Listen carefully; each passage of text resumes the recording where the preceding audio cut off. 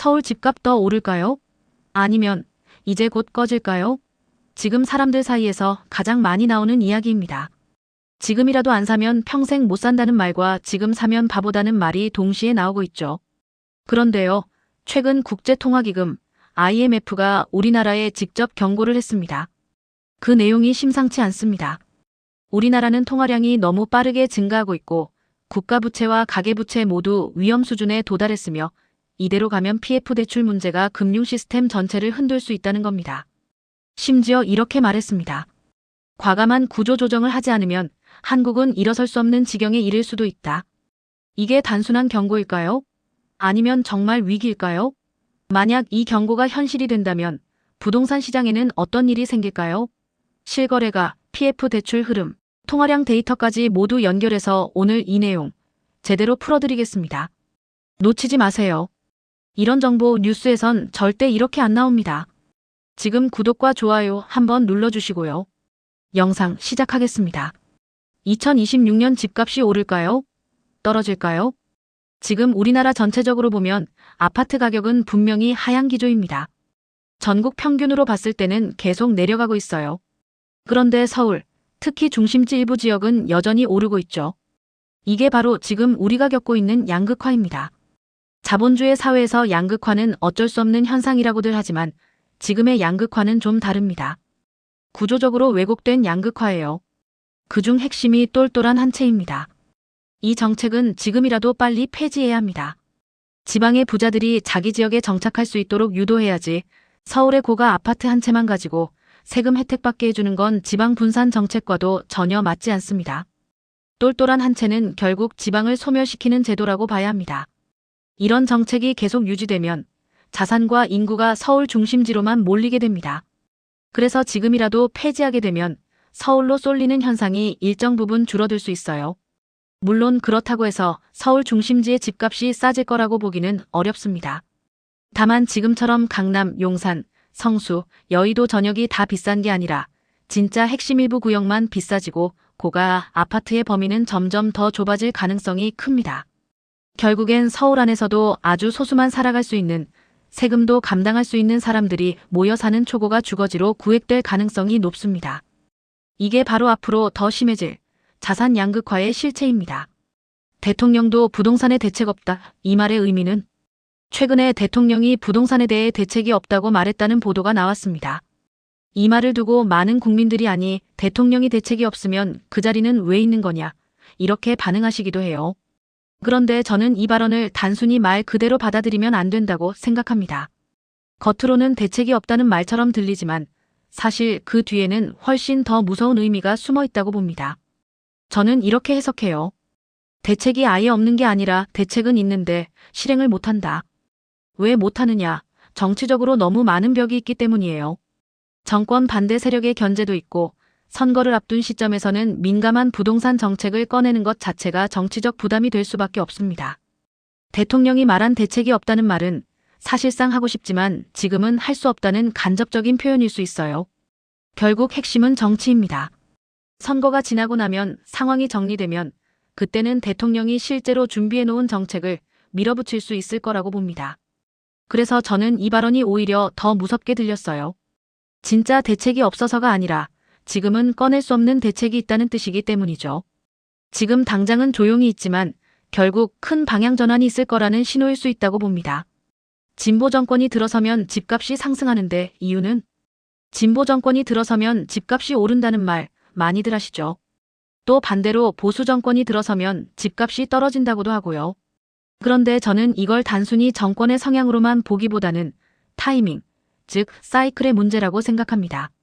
집값이 오르고 내리는 건 결국 시장의 흐름과 시점의 문제이지 진보냐 보수냐 정권의 색깔만으로 판단하긴 어렵다는 거예요. 다만 진보 정권이나 보수 정권이나 공통점이 하나 있어요. 바로 대통령은 부동산을 잡고 싶어 한다는 겁니다. 근데 문제는 실제 정책을 만들고 실행하는 사람들은 대통령이 아니라 고위 관료들이라는 거죠. 언론 보도에도 나왔듯 지금 정부 내 고위 공직자들 중에 강남에 집을 여러 채 가진 사람들이 꽤 많다는 얘기 보셨을 거예요. 이 말은 무슨 뜻이냐면 대통령이 아무리 강력한 의지를 가지고 있어도 그 정책이 실행되는 과정에서 중간에 계속 약해진다는 거예요. 왜냐하면 실제로 그 정책을 기획하고 문구 하나하나를 만드는 사람들이 바로 그 강남에 집이 있는 관료들일 수 있으니까요.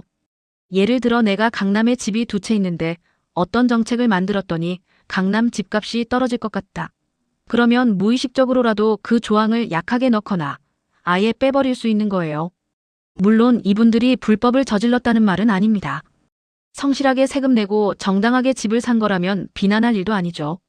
하지만 정책을 만들 땐 사적인 이해관계와 분리해서 국민 전체를 위한 방향으로 설계돼야 한다는 겁니다. 그런데 그런 판단이 흐려지면 원래 강하게 나갔어야 할 정책이 중간에 하나씩 빠지게 됩니다. 꼭 넣었어야 할 규제나 기준이 빠지고 애매하게 만들어지면서 결국 시장에 아무런 효과를 주지 못하는 거죠. 그러니까 진보든 보수든 결국 정책 집행 과정에서 힘을 잃고 오히려 집값이 더 오르게 되는 상황이 반복되는 겁니다. 그래서 과거에 그런 말이 나오는 거예요. 정책을 펼수록 집값이 오른다고. 저는 그게 정권의 이념 문제가 아니라 시스템의 구조적 한계라고 봐요. 물론 지금 정부에 대해서는 기대하고 있는 부분이 있습니다.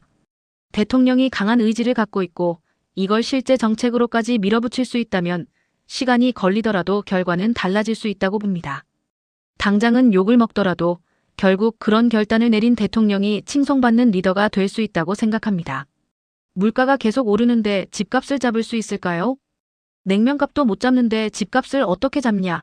이런 말 많이들 하시죠. 그런데 저는 다르게 봅니다. 집값은 잡을 수 있습니다. 집값을 진짜 못 잡는 경우는요. 우리나라 인구가 갑자기 폭발적으로 늘어나거나 경제 성장률이 엄청나게 올라가고 생산 가능 인구가 계속 증가하고 국민 소득이 지속적으로 높아지는 경우입니다. 이런 상황에서는 집값이 오를 수밖에 없어요. 그건 자연스러운 인플레이션이 반영된 집값 상승입니다. 하지만 지금 우리나라 상황은 그와는 다릅니다. 지금은 경제가 하락 국면이에요. 인구는 줄고 있고 생산 가능 인구는 감소세고 성장률도 낮고 소득도 정체되어 있죠. 이런 상황에서는 집값을 안정시키는 정책을 얼마든지 쓸 수 있습니다. 문제는 정부가 집값의 폭락을 겁낸다는 거예요. 집값이 폭락하면 어떻게 되죠? 국민 불만이 커지고 그게 고스란히 정부 지지율 하락으로 이어지잖아요. 그래서 집값을 완전히 내리는 정책보다는 적당히 조정되는 선에서만 관리하려는 의도가 생깁니다. 더 솔직히 말하면요. 대통령의 임기가 있잖아요.